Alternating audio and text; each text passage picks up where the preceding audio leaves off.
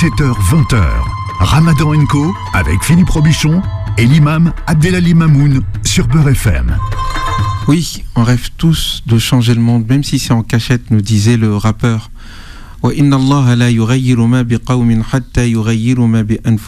Dieu ne change pas l'état d'un peuple que lorsque les membres de ce peuple changent ce qu'ils ont en eux-mêmes. Il s'agit donc de changer ce qu'il y a de plus profond en nous. Et ce qu'il y a de plus profond en nous doit être fondé sur quelque chose de solide, l'amour. Dieu nous aime. Il est rare que dans nos discours nous en parlions, mais Dieu nous aime. L'amour est l'origine même de notre existence.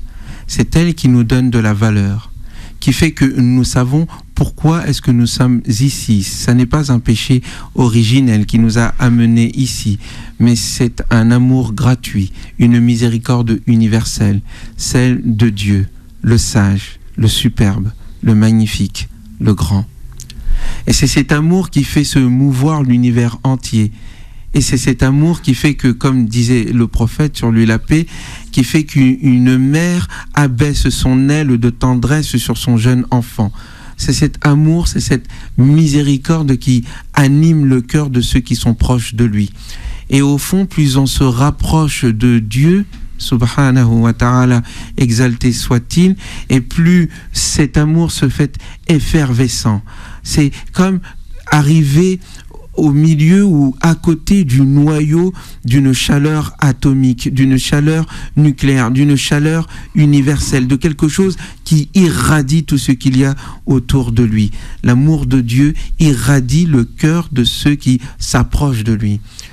Et cet amour, nous devons apprendre à le ressentir.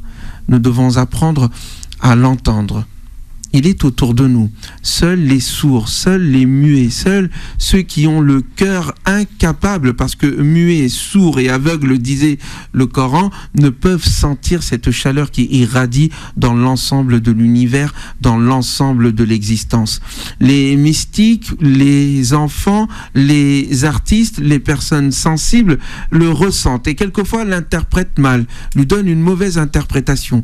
Mais la révélation nous dit ce que tu ressens au fond de toi, chaque battement de ton cœur, ces moments d'exaltation, l'amour que tu ressens pour ta mère, pour ton père, pour ton frère, pour ta sœur, pour une personne que tu admires, pour bien sûr ta dulcinée, pour bien sûr ton beau, ton chéri, tout cela n'est que l'expression de cet amour que Dieu subhanahu wa ta'ala ressent pour nous et qu'il a planté en graines en chacun d'entre nous et qu'il s'agit d'arroser à travers nos adorations, à travers nos réflexions,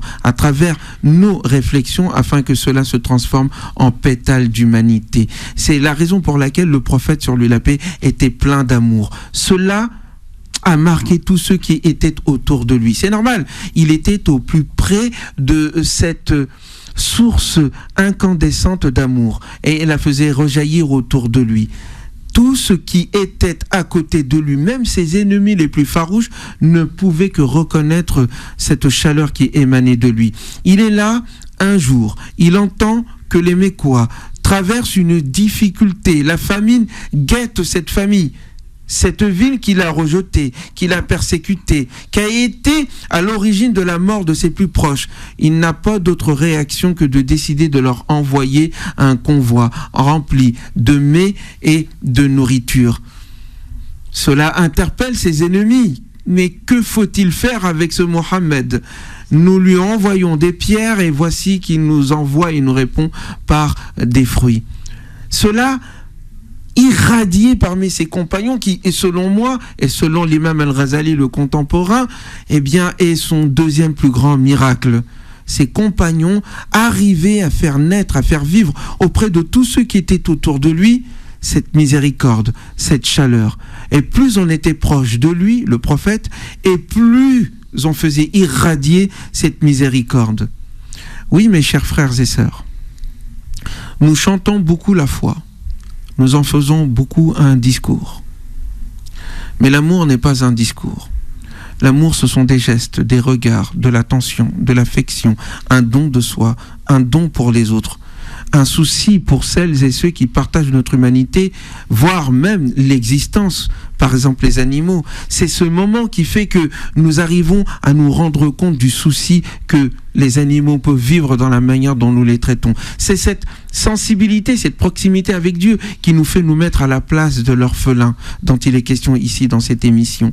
En réalité, plus on est proche de Dieu, plus on est proche des gens, plus on est proche des plus faibles, et moins on est proche de Dieu, et plus on a le cœur aussi sec que de la pierre.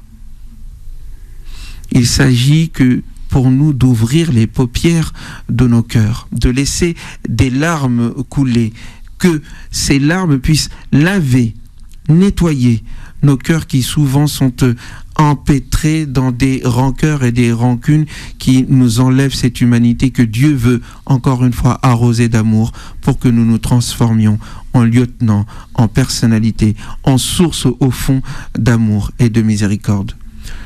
Dieu n'a de miséricorde qu'envers ceux qui ont de la miséricorde envers ses créatures. Vous savez donc comment gagner la miséricorde de Dieu. Ayez pitié des uns des autres. Ayons miséricorde pour l'ensemble de l'humanité et au-delà. Paix sur vous. Ramadan & Co avec Philippe Robichon et l'imam Abdelali Mamoun sur Beurre FM.